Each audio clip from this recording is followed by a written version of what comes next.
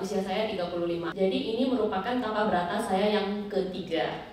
Kalau saya cerita orang pada nanya udah belajar apa aja, menyenangkan ya, kenapa bolak-balik terus. Bahkan saya upload di IG aja, teman-teman tuh pada like, loh belajar lagi, meditasi lagi. Karena mereka tidak tahu apa yang saya cari, dan memang saya jarang share di sosial media apa kesulitan yang kami hadapi, saya dan suami hadapi. Jadi tahun 2021 saat pandemi, Instagram kan sering ada Bali Usadha live. Saya iseng, satu saat saya dengar, kok ini meditasinya berbeda ya, tanpa ada ekspektasi apa-apa. Kali kedua saya dengar lagi dan dengar lagi, kemudian ada meditasi yang Zoom, itu diadakan gratis setiap Senin dan Kamis pada saat itu. Saya ikut pertama dan kedua kali saya merasa meditasi ini berbeda. Sangat-sangat tidak suka dengan meditasi. Jadi setiap kali diajak, ayo meditasi, enggak, saya nggak mau, saya ngantuk, saya nggak bisa, dan lain-lain sebagainya. Tapi ketika saya coba metode Bali Usadha, dan pada suatu saat itu Pak Merta yang memimpin langsung, saya masih ingat tentang meditasi dari jantung merasakan dada. Saya ikuti step by step, meditasi ini berbeda. Karena sangat jelas, sangat sistematis, saya bisa mengikutinya. Tetapi jodoh baru membawa saya kemari pada Januari 2023 di Forest Island yang pertama kali saya dan suami ikut. Itu juga karena setelah saya cari tahu dari review-review orang yang pernah ikut, bagaimana yang mereka rasakan dan lain-lain. Saya sama sekali nggak tahu bahwa Pak Merta adalah founder, maaf Pak. Saat itu saya tidak tahu apa-apa. Saya cuma merasa meditasi ini berbeda, saya mau mencobanya kemari. Pada saat itu kenapa saya ajak suami? Karena saya merasa kalau mau healing berdua lebih baik. Jadi kalau misalnya saya menjadi manusia yang lebih baik, hendaknya suami saya juga bisa mengikutinya. Suami saya nggak mau. Sama seperti pria-pria lain di sini, ngapain sih kemarin 7 hari 6 malam nggak ada handphone, nggak bisa ngomong, kerjaan saya gimana dan lain-lain sebagainya. Tapi saya bilang nggak apa-apa, kita ikut aja tanpa ekspektasi apapun. Saya bahkan baru tahu Pak Merta itu memiliki kemampuan setelah saya berada di sini. Sama sekali nggak tahu bahwa konsultasi, oh ya udah konsultasi psikologis sekalian nanya-nanya bagaimana perasaan Anda dan lain-lain. Ternyata lebih dari itu. Setelah saya berkomunikasi dengan Pak Merta, saya mempunyai rasa keyakinan pulang dari sini, tapi masih kayak blurry. Jadi setiap kali tanya siapa mau kasih kesan-kesan, enggak, orang saya belum merasakan apa-apa, belum. Kali kedua saya datang lagi karena dipesankan Pak Merta kembali bahwa untuk datang tahun ini lagi. Saya datang dengan suami di September 2023, kami berdua datang. Pada saat itu saya membawa sedikit optimisme, saya bilang ke Pak Merta, Pak, kami sudah mau mencoba untuk hamil lagi. Sedikit informasi, saya sudah menjalani bayi tabung yang ketiga kali.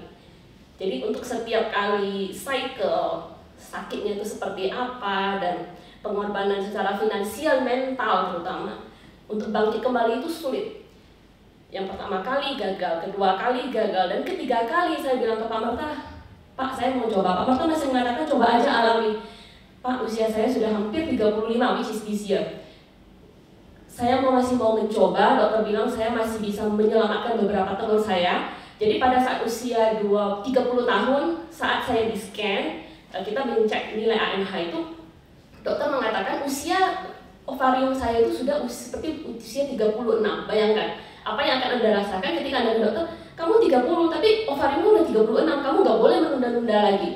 Stress, very stressful. Dan nggak tahu step-step apa yang akan saya jalani.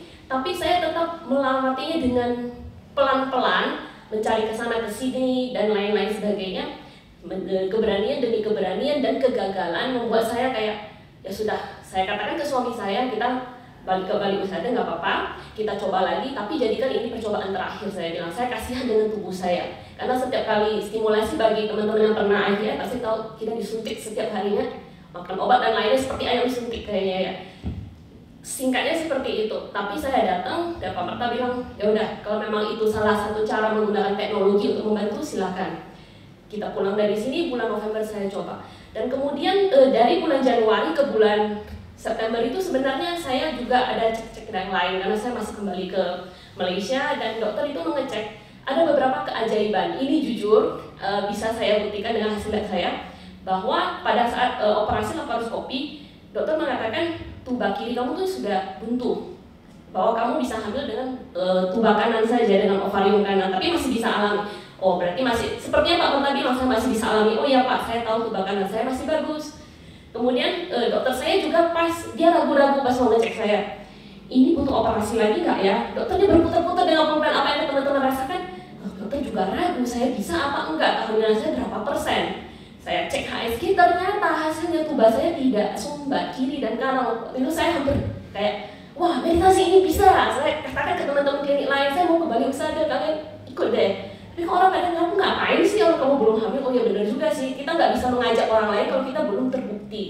Dan pulang dari sana, dokter saya juga mengatakan waktu itu bahwa setiap kali kita operasi, cadangan telur kita akan berkurang.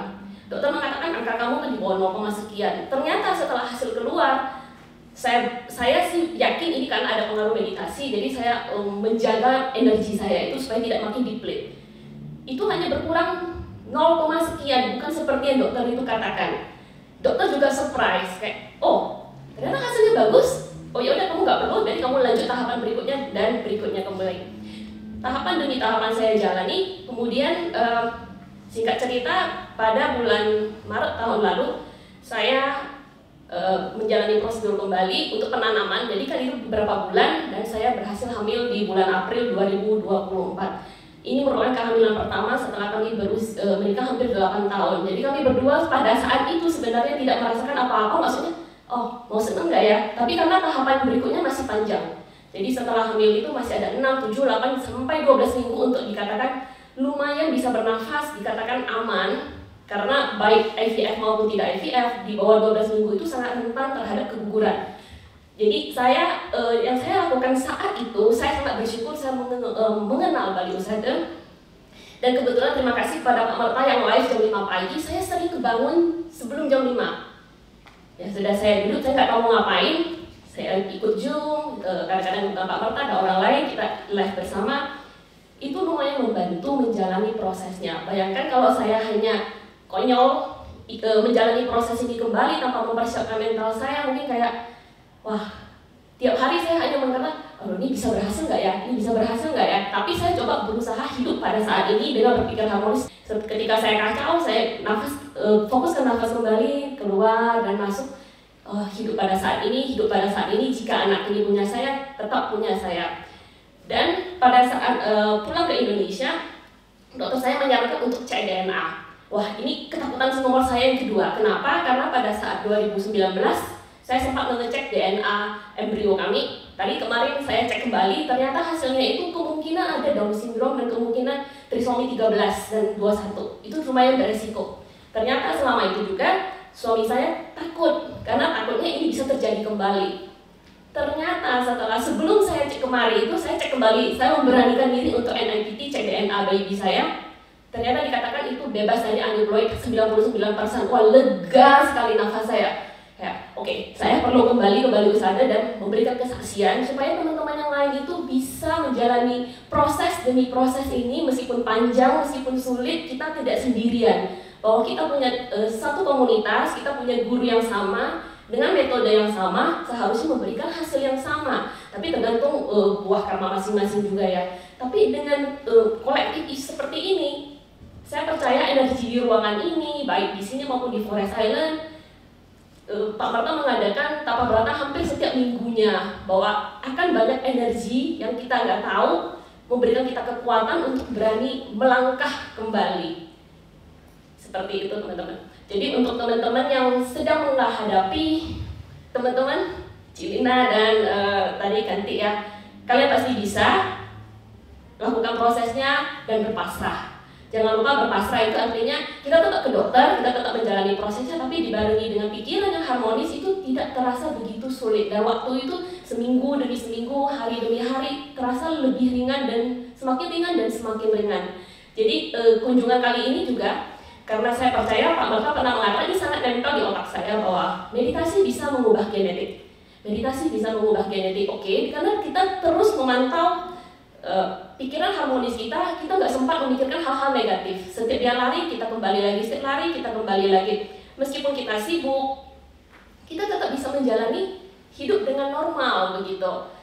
Kita tetap bisa menjalani hidup tanpa memikirkan overthinking, anxiety, dan lain-lain. Tentu saya pernah merasakan di proses itu, pernah merasakan sangat down ketika saya gagal dan lain-lain. Tetapi kali ini prosesnya lebih terasa ringan karena Oke, habis ini kita ngapain ya? Habis ini kita ngapain ya?